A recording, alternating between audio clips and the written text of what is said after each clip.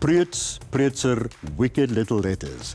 Hierdie pikswart komedie spot met huigelary, valsheid, konservatisme en gerugte.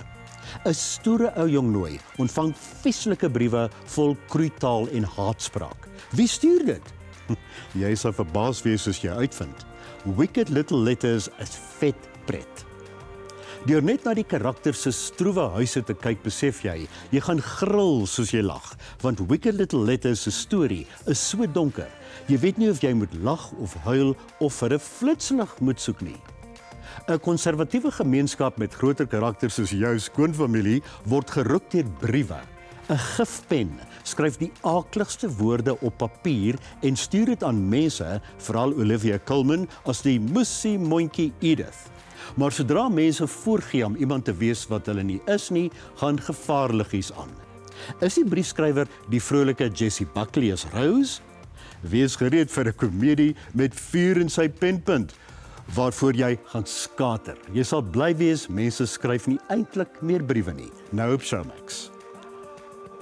Op 28 November 1987 het SA-295 aan die brand geslaan en in die see gestort. Almal aan boord is dood. Verskeie teorieë word gelug, onder andere dat daar ontvlambare materiaal aan boord was. Maar wees reg. Emetse Helderberg vra indringende vrae en bekyk die storie uit verskeie hoeke.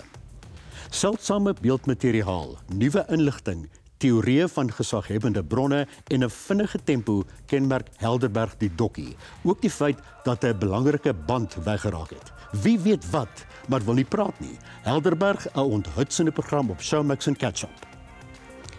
Jy kan hierdie resensies op Ontbytsake se webtuiste lees.